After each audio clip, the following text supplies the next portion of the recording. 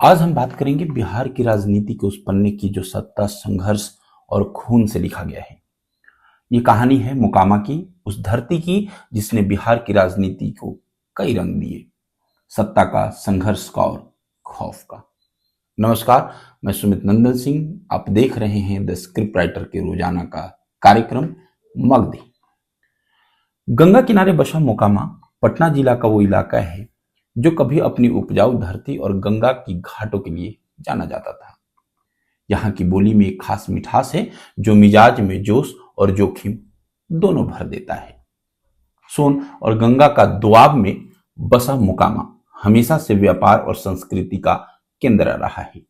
यहाँ छठ, मगधी मेला और कजरी गीतों से अपनी अलग पहचान बनाती है।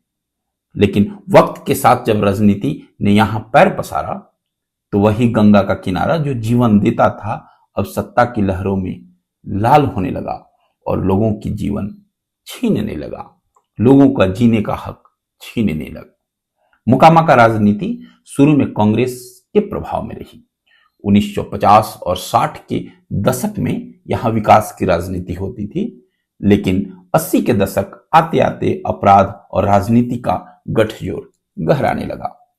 जातीय समीकरण और गैंगवार के बीच उभरा बाहुबल जिसने तय करना शुरू कर दिया किसे टिकट मिलेगा और किसे नहीं मिलेगा। मोकामा धीरे धीरे राजनीति का रण क्षेत्र बनने लगा, या कहें यह एक राजनीति का नया लैब रूम बनने लगा।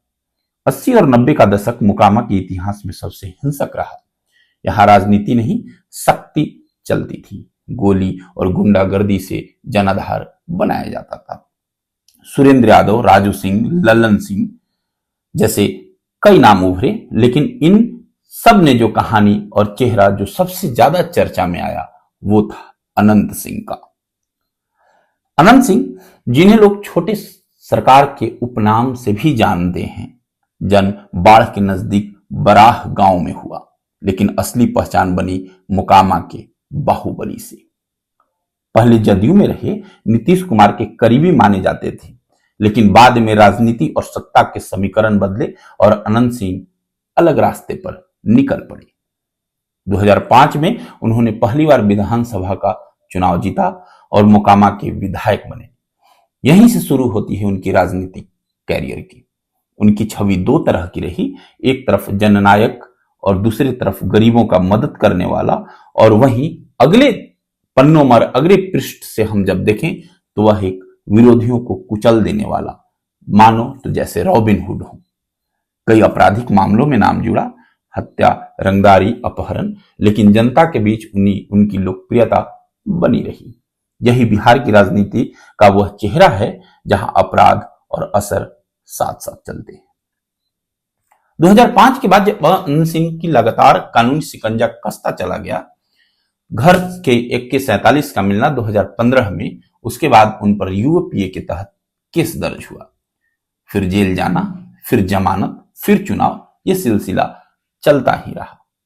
लेकिन हर मोकामा की जनता से उन्हें अपनी आदमी कहकर वोट दिया। 2020 में उन्होंने जेल से ही चुनाव लड़ा, फिर से जीते, ये साबित करते हुए कि मोकामा में अभी भी बाहुबली की ही राजनीति जिंदा है और बाहुबली की राजनीति और उन्हीं के इर्द गिर्द राजनीति घूमती रहेगी। लेकिन अब कहानी ने नया मोड़ लिया। चुनाव 2025 का विधानसभा का चुनावी माहौल में मोकामा फिर चर्चा में आया है। इस बार दुलार चंद यादव की हत्या को लेकर। दुलार चंद यादव, जो कभी अनंत सिंह के करीबी माने जाते थे, बाद में राजनीतिक प्रतिद्वंदिता बन गई और हो गया अनंत सिंह के प्रतिद्वंदी। हाल ही में हुई हत्या ने एक बार फिर मोकामा की सियासत को हिलाकर रख दिया है। हत्या के पीछे राजनीतिक दुश्मनी, पुरानी रंजिश और सत्ता की लड़ाई, तीनों को कारण बताया जा रहा है। लोगों के बीच सवाल है, क्या मोकामा फिर उसी पुराने दौर में लौट रहा है? क्या फिर वही रक्त रंजित इतिहास मोकामा का फिर से अपनी कथाएं खुद ही कह रही है?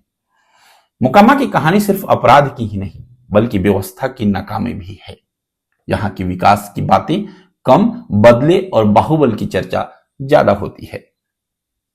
जहां नेता की पहचान उसके काम से नहीं, उसके डर से किया जाता हो, उस मोकामा की ही क्या बात करना, उनकी जनता का क्या बात करना।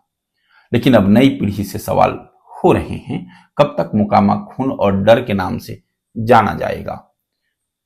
यहां की शिक्षा, रोजगार और शांति और राजनीतिक शांति कब मोकामा में फिर लौटेगी?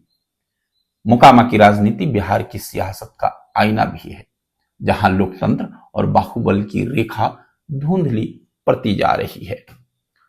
अनंत सिंह, दुलार चंद यादव और बाकी सभी किरदार उसी सियासत नाटक का हिस्सा हैं, जहां चुनाव एक जंग बनता जा रहा है और हर जंग के पीछे एक कहानी होती है, खून, शक्ति और सत्ता की कहानी। मोकामा को खून से नहीं, कलम से पहचानने की जरूरत है, आवश्यकता है, क्योंकि बिहार की असली ताकत उसकी मिट्टी में नहीं, बिहार की असली ताकत उसकी मिट्टी में होती है। क्षेत्र की असली ताकत उसकी मिट्टी में होती है, उसकी मातृभूमि में होती है, मातृ वतन में होती है, न कि बंदूक में। तो ये था आज का कार्यक्रम। मैं हूं सुमित नंदन सिंह। अगर ये आपको अच्छा लगे तो लाइक, शेयर और सब्सक्राइब जरूर करें। तब तक के लिए आपसे विदा लेते हैं। नमस्कार, धन्यवाद, जय हिंद।